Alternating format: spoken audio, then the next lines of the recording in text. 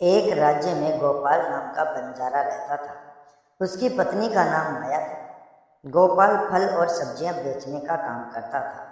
रोज सुबह बैलगाड़ी पर फल और सब्जियां बेचने जाया करता था और देर शाम तक वापस लौटता था। दिन भर घर में माया अकेली रहती थी और बोर हो जाया करती थी। माया बहुत सुंदर स्त्री थी और अपने रंग, रूप और यौवन को आईने में देख देख कर हर्षित होती रहती थी। शाम को गोपाल थका हारा आता था और खाना खाकर जल्दी ही सो जाया करता था।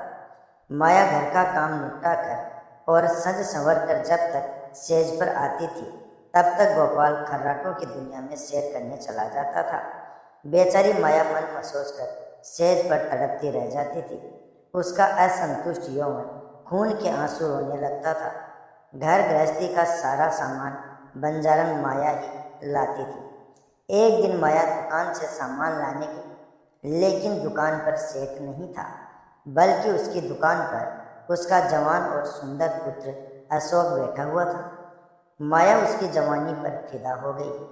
सेठ के बेटे अशोक ने भी माया जैसी सुंदर और सुडौल स्त्री पहली बार देखी थी, इसलिए वह भी माया की ओर आकर्षित हो गया। जब दो जवान प्यासे दिल आपस में मिल गए तो अब बदन का मिलना भी आवश्यक हो गया था। अशोक ने एक मिलन करने का स्थान भी खोज लिया था। माया रोजाना गोपाल के सो जाने पर अशोक से मिलने जाने लगी और सुबह होने से पहले वापस आ जाती थी।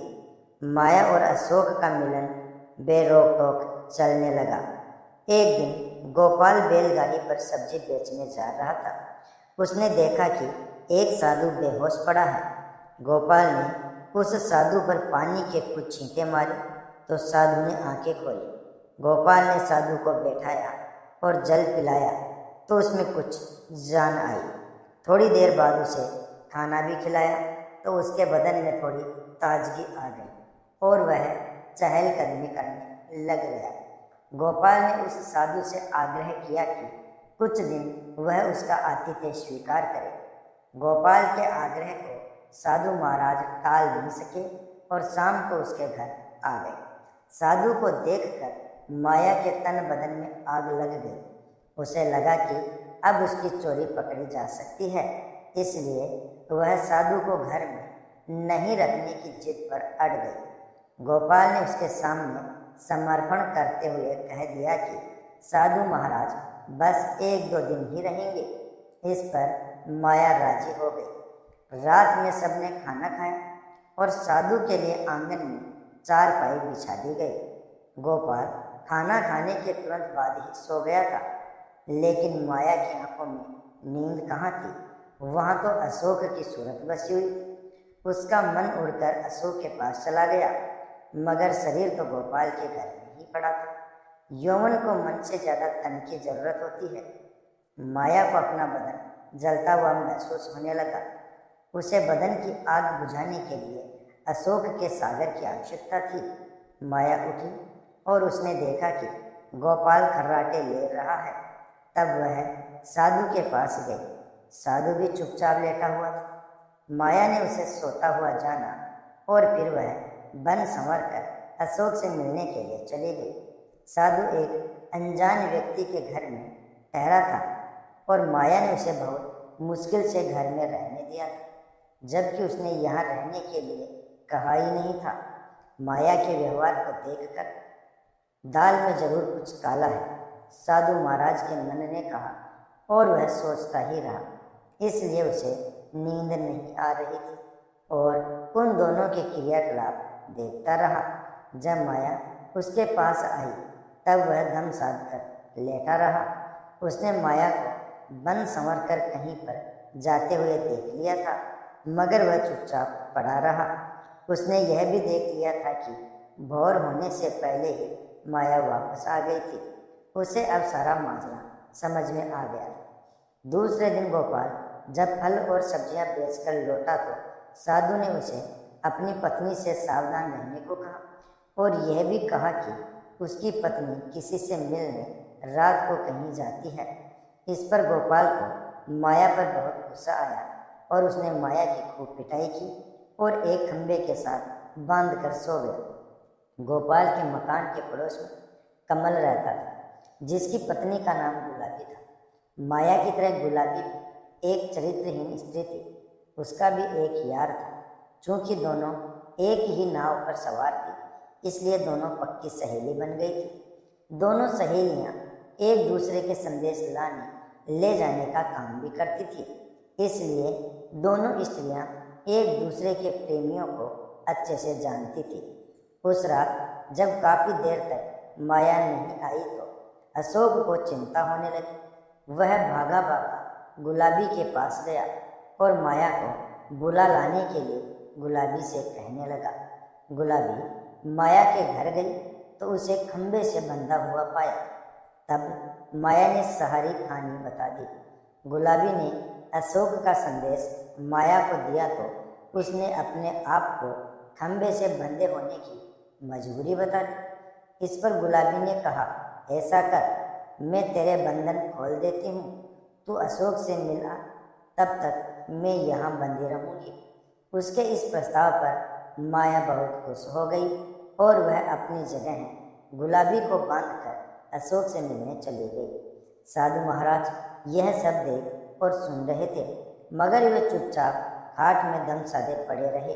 रात में जब गोपाल की नींद खुली तो उसे माया पर थोड़ी दया आई और उसने सोचा कि उसने कुछ ज्यादा कठोर रूप धर लिया है, अब माया को खोल देना चाहिए। लेकिन मन ने कहा, अगर वह फिर से अपने प्रेमी से मिलने चली गई तो? अब इस सवाल का कोई जवाब नहीं था उसके पास। उसने सोचा कि इस बार यदि माया वचन दे दे कि वह अपने प्रेमी से मिलने नहीं जाएगी तो वह उसे खोल सकता है। गोपाल ने जोर से आवाज लगाई, ओ कलंकिनी, अगर मुझे तू यह आश्वासन दे दे कि तू उससे मिलने नहीं जाएगी तो मैं तेरे बंधन खोल दूंगा।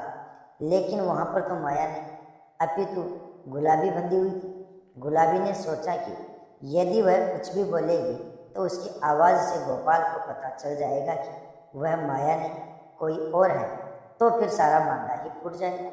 इसलिए वह कुछ नहीं बोली और चुप रही। उसके इस तरह चुप रहने पर गोपाल को गुस्सा आ गया और उसने गुस्से में आकर चाकू फेंक कर दे मारा। चाकू सीधा गुलाबी की नाक पर जाकर लगा और उसकी नाक कट गई। वह अंदर ही अंदर सारा दर्द सहन कर गई, मगर उसने एक भी चीज नहीं निकलने दी। चाकू फेंक कर मारने से गोपाल का गुस्सा थोड़ा ठंडा हो गया और वह सो गया। उधर माया आज जल्दी ही वापस आ गई और जल्दी जल्दी गुलाबी के बंधन खोल दी। तब गुलाबी ने अपनी कटी हुई नाक दिखाई और सारा किस्सा सुना डाला। माया यह देखकर कांप उठी, मगर अब क्या हो सकता है। गुलाबी अपने घर चली गई और माया फिर से उसी खंबे से बनकर खड़ी हो गई। साधु बाबा चारपाई पर पड़े पड़े यह सारा क्रिया चरित्र देख रहे थे। थोड़ी देर बाद जब गोपाल की नींद खुली तो उसने अपनी पत्नी माया से फिर कहा, देख, तू अब भी मुझसे सच सच कह दे और मुझे वचन दे दे कि तू फिर कभी उससे मिलने नहीं जाएगी तो ठीक रहेगा, नहीं तो जिस प्रकार मैंने तेरी नाक काटी है अब तेरे दोनों कान भी काट दूंगा। फिर तू नकटी और बूझी हो जाएगी, तब तेरा घर से निकलना भी मुश्किल हो जाएगा। इन शब्दों को सुनकर माया के षड्यंत्रकारी दिमाग में एक तरकीब आई। उसे पता था कि नाक उसकी नहीं गुलाबी की कटी है और इस बात का पता गोपाल को नहीं है, अतः इस नासमझी का फायदा उठाना चाहिए।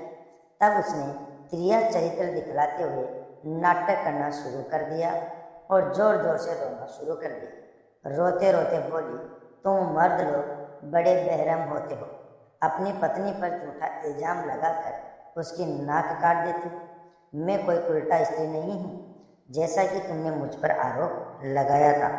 मैं एक पतिव्रता स्त्री हूँ और मैं आज तुम्हें यह सिद्ध करके दिखा दूंगी कि मैं कितनी पतिव्रता औरत हूँ। ऐसा कहकर उसने आसमान की ओर देखा और भगवान को संबोधित करते हुए बोली, हे प्रभु, हे माता गौरी, हे समस्त देवी देवताओं, आप सभी मेरी बात ध्यान से सुनो और मेरे साथ न्याय करो। मैं यदि तन मन और वचन से एक पतिव्रता स्त्री हूँ तो मेरे पति ने मुझ पर बदचलन होने का आरोप लगाकर जो मेरी नाक काटी है वह नाक फिर से जुड़ जाए और एक पतिव्रता स्त्री क्या होती है यह पूरे जग को पता चल जाए और वह ओम नमो भगवते वासुदेवाय नमः का जाप करने लगे। गोपाल यह सब देख और सुन रहा था। अभी 3-4 बार ही मंत्र का जाप हुआ था कि माया चीख पड़ी, मेरी नाक जुड़ गई है, मेरी नाक पहले जैसी हो गई।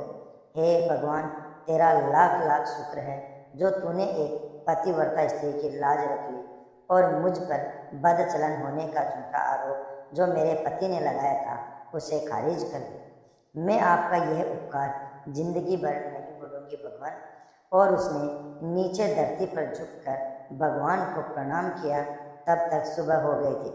गोपाल को उसकी बातों पर विश्वास नहीं हुआ, इसलिए वह उसके पास गया और उसकी नाक को छूकर देखा, वह पहले जैसी ही थी। वह माया को आश्चर्य से देखता ही रह गया और अपनी गलती पर पछताने लगा। उधर गुलाबी ने अपने चेहरे पर एक कपड़ा इस तरह लगा लिया कि नाक दिखाई नहीं दे। सुबह होने पर कमल नाई अपनी दुकान पर जाने लगा तो उसने अपनी पेटी संभाली।